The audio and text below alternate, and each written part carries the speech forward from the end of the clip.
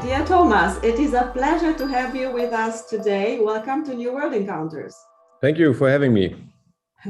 So, Thomas Schultz-Homberg is today with us. He is the CEO of KST, Kölner Stadtanzeiger Media in Cologne. He's in Cologne since 2020, I think October 2020, Right. and has previously worked in many editorial and management positions, but the latest being, I think, Chief Digital Officer at Frankfurter Allgemeine Zeitung. Right. Thomas has been particularly involved in digital business, above all, introducing new technologies such as artificial intelligence and machine learning. And you have been developing audio products. So, Thomas, would you like to tell us more about yourself and your love for the digital world? Yeah, thank you. I'm from origin, I'm a journalist. So, when I was educated as a journalist in my early years, that was in the 80s. So there was no internet, there was no nothing, no cell phone.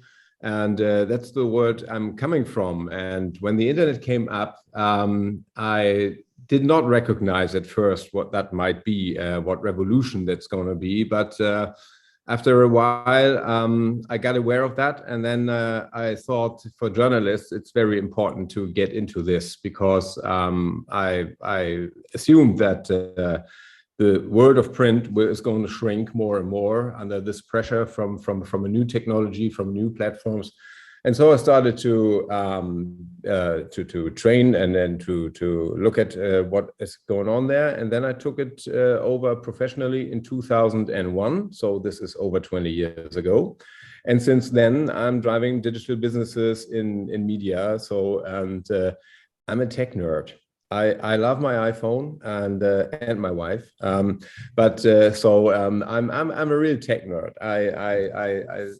I hack my MacBook and all that stuff. So I love technology, and I think that the revolution of technology that came with digitization overall is a thing that makes society and the world a better place. So that's the reason why I'm so engaged in digitizing the world. I love your perspective. Thank you, Thomas. So this is an optimistic perspective on new technologies, and I think it's the right way to go for it. But, you know, we had now 2 years of pandemic that really changed a lot. And I wanted to ask you, how did you and KST Media get through the pandemic, and what lessons did you learn? So lucky us, we made it quite okay through the pandemic. So the revenues were shrinking, of course, in certain periods, but the results were okay. So we are fine with what we performed in the last 2 years, and we even made a very good result in the last year, so in 2021. And this technology helped us, by the way, coming through there, because as the print media and the print media advertising was shrinking because people were not allowed to go to shops and so on, online shops still were there. And so we made some pretty revenue through digital media advertising, in terms of if you can't buy at your local store because it's closed, then you can buy at our online store. So this helped us in this period as well. So, and what our biggest learning was the change of culture in the company, the change of culture of work. So before the pandemic, everybody was pretty sure that it is not possible to make a newspaper or a news website without journalists sitting in a newsroom. So due to the pandemic, nobody was sitting in the newsroom anymore. Everybody was sitting at his or her kitchen table, and oh wonder, it worked. So that's what we learned. We learned the flexibility of work makes the life of people better in many ways. So not being tied to one certain place that you have to go every day, if that might not make sense because the next date you have is around your corner where you live. And then you can go there, can go back to your home and write the story, for example, and send it via data lines to the editorial stuff in the head office. So there's no need to drive to the head office, then drive the longer way back to the place around your corner, then drive back to the head office and write your story, and then drive back to home in the evening. So that is so much drive time that does not make any sense, and that is not very effective. So that's what we learned. And we learned that people got used to this. So meanwhile, we have the situation that offices are open again, so everybody is invited to come back, but not everybody does, because some people think that the majority of time is better spent by them working from home. So, and we accept this. We have a flexible model now that everybody can talk to his or her manager and make a contract, or it's kind of a contract, and define how many times you're going to be in the office and how many times you're going to be at home. So, and this is totally flexible and individual to every people's need and to the needs of the company, of course, because we have some certain workers or employees who can't work from home. Imagine the people who print the paper in the printing plant, so they can't do that from home. And we have some hybrids where it sometimes is necessary that people are in the office and sometimes is not. So this is free negotiated by the managers and their teammates, and so that is the result and the biggest learning we had from the pandemic. Sounds like a very modern and efficient organization, and also flexible at the same time. So, but what does this mean for your newsroom, and what is your vision for sustainable journalism in the future? Do you use automation and artificial intelligence, seeing that you are such a tech nerd? I suppose you do. Yeah. We are about to do so. We don't do it in every aspect where we should do, in my opinion. So we have to look at two aspects here. One point is that editorial stuff does not like automation and does not like AI, and because that means lose of control in what place, what picture, what article might be published. Because if a machine does decide whether you see that or I see the other, this feels like loss of control for the editors. So you have to do that in a smart way, where the editors still have not only the impression, but where the editor still can be sure that the quality of journalism is not in any way destroyed by artificial intelligence, but that even might help quality journalism. As an example, we have let's say an article about a opera, and that is not read by too many people. Maybe that might be read by more people if I predict, okay, there comes somebody who is very interested in cultural topics, and I display the opera story, the opera article at a top place on the website. If I do so, there might be more people confronted and who are potentially interested about this topic with the article and read more. So, and maybe I may make more subscriptions or more advertising out of it. So this is the way to transport the message of change that is coming to the newsrooms, but you have to be careful and to respect the interests of the editors as well, in my opinion. So artificial intelligence won't replace journalism and journalists, but it can help to do better in the perspective of people being aware what we have in quality as quality in stock. Because nobody in a newspaper, you read from the first to the last page, or at least you look at the pages. But on a website that is very, very complex, has about, depends on the news site, but has about 2,000 pages. Nobody is watching 2,000 pages every day just to look if there's something that might be interesting for him. And if AI helps to bring it to your door and to your interests, then it might be a very good helper. That's the one point. The other point is that automation helps, and robotics might even help to produce articles. For example, articles about sports events that you can't cover because you don't have so many reporters and editors that you can be on every football field on every weekend. And if that might help to provide people with information we can't provide them with at the moment because we don't have the resources for that, this could be a winner as well. And there might be other topics of journalism that could be covered by robotics as well. For example, stock exchange reports and other things.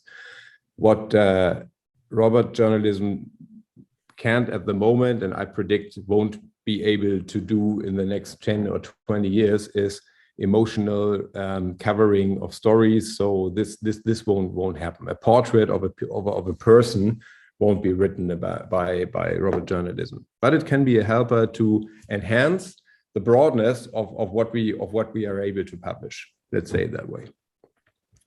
Yeah, sounds really good. And I have another question about the way you work with your newsrooms. So, of course, subscriptions are core business for a media house and also for the newsroom. And sometimes it is difficult to take the newsrooms into the business of news. I wanted to ask you, how do you proceed about that? It's difficult to take journalists to think also about business sometimes. Yeah, that's right. And it is a cliche, meanwhile, because we made huge progress in this perspective of teaching journalists looking from a business perspective at their job they are doing. So we have a KSTA Plus team. KSTA Plus is our digital subscription product. So, and we have a KSTA Plus team in the editorial that is in the newsroom that works for improving the amount of new subscriptions we gain every day. And this is to the majority consists of journalists. So we have people there who are ready to think about how many money they are going to make with their digital publishing business, and not only looking at how many clicks they might get. So they look at the subscriptions, and they have daily goals, how many subscriptions they should make, and if they make less, they try the next day harder to make more to close this gap. So I have a very comfortable situation that might be different to other CEOs of news outlets, but I really have a very comfortable position here because I have already an editor-in-chief and an editorial staff that is ready to go for this, and who understand that this is crucial to the future of news. If we don't make enough digital money, and if the print money is shrinking ongoing, what it does, and what nobody can stop, I think, if we don't make in that period, as long as we make the big revenues from the print business, if we don't make enough digital money in that time, then we won't survive. But we will survive because we are ready to do this, and our people are already working that way you described. Fantastic. So your newsroom is already big into the business of news. Let's go to the other area of monetization, advertising. So local media houses have been severely affected by big tech in the past decade. And what is your perspective on advertising as a CEO? What can you do now, and how do you see the future of advertising? I think that it's not only the local news businesses who were affected by that. Even nationwide published businesses have made that experience. But maybe we have made it harder. So my perspective on advertising is this is one crucial part and essential part of our business model. So we can't live from subscriptions alone. That won't work. We need a revenue stream from advertising business. This is essential for the future of revenue, because as digital subscriptions make less revenue than print subscriptions make, you have to identify other businesses where you can make money from, and this is advertising as a traditional one to news outlets, and in the digital business this is the same as in print. So of course you have less revenues there as well, but you have less costs publishing technology in a digital world than in a print world, as we know. So that might work. I think we need a strategy for reach, even for local quality journalism websites. You don't have to look the whole day only on subscriptions. You need stories who drive your reach, because reach drives revenue in advertising. And I think that we have to make up our minds what we do in the post-cookie era that is upcoming. And if there are no cookies anymore, our main business, as we do advertising today, is that the highest prices we make on the homepage. If there is no cookie anymore, I don't know you when you come to my page. Today, I know who is coming, and I'm in the position to display ads that might be of interest for you. If you come as an anonymous person, I just can display randomly some advertising, and that won't be paid that good as it is if it is targeted already. So I think this will be a radical and fundamental change to the advertising business, that we have to identify people after the first or second click they do. And that means that the price model and the strategy of where to put the right ad to the right reader will drive away from the homepage, because these will be more anonymous people, and strengthen the advertising business on the article pages when you already have clicked 1 or 2 times, and then I might know by big data models and AI and machine learning who you are, or at least what might be of interest for you. So there will be fundamental changes, but advertising is a serious business that we won't, that we can't refrain from. We will need that, and this will be a thriving part of the revenue stream in the future. Wonderful. Another important area for monetization is lately developing new products. And I know you're very much into that, and your Digital Competence Center is doing a lot of things. Can you tell me more about your work with developing new products? Yes, as we try to identify the right business models, we have to develop new products ongoing, because in the digital world, you can't predict that exactly what is going to work as a business model and what not. If compared to the past, where you only had the print products, that was more easy because you knew your markets and your readers better than in this multi-fragmented digital world. So what we have to do is identify the right way for us. Markets in the digital, as in the real or print classic world, differ from region to region even.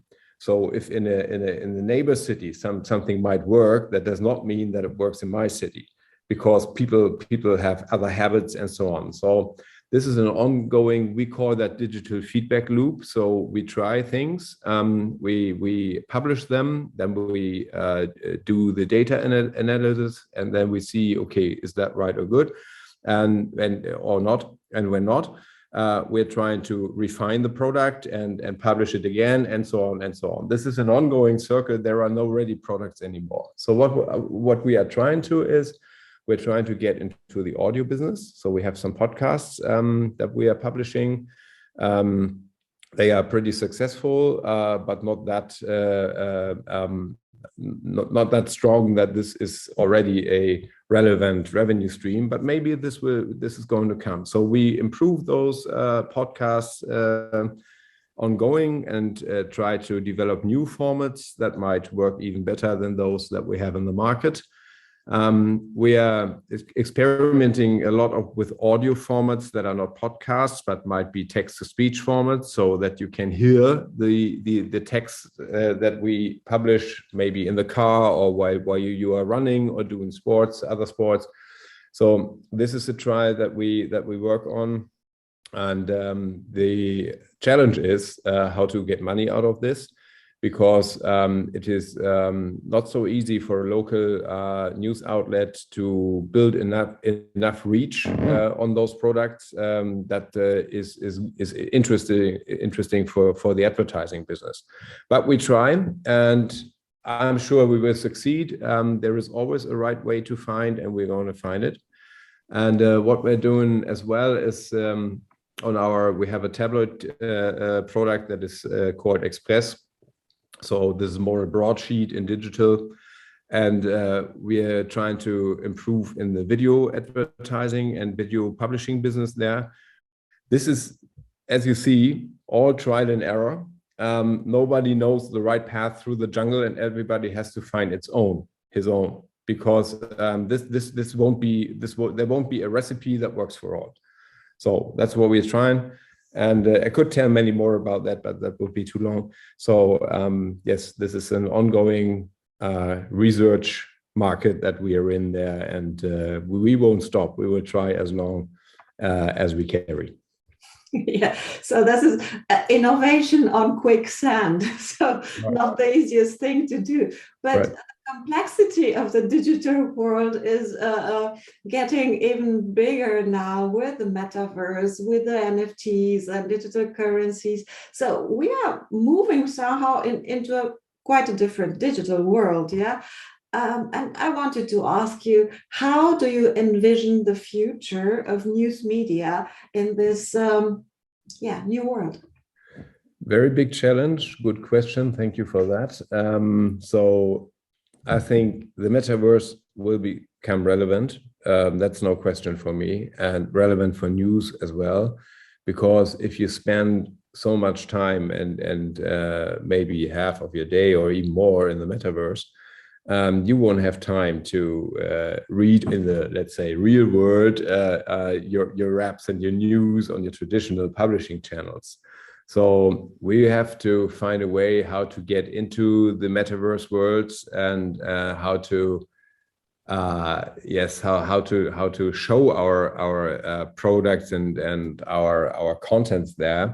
I don't have a solution for that, but I think that will be definitely relevant for people's lives, and this will enhance people's lives. And so, as we have to follow the readers and have to follow the money, we have to find out the way how we can thrive in that world and really make progress there and come to relevant revenues. In terms of digital currencies, I don't think that this impacts our industry that much. This is more challenging for the financial industry, I think, of course, but it might be something that will be part of our let's say pay models or something like that. But I don't think that this impacts our core business really intensive. But the metaverse, I think this is something we have to look at very carefully and get into this very early, and not the classical mistake that news outlets do often, go there if everybody else is already there. This would be a big mistake. So we're going to get into this very early and try to learn from it. Thomas, these were wonderful insights, and I'm looking forward to hearing from you in maybe 1 year, 2 years, and see what is your solution for the metaverse. I think the thing is, you're experimenting all the time, you're innovating all the time, so you're keeping up with the times. So thank you for this interview, Thomas. Thank you very much. It was a pleasure. Thank you.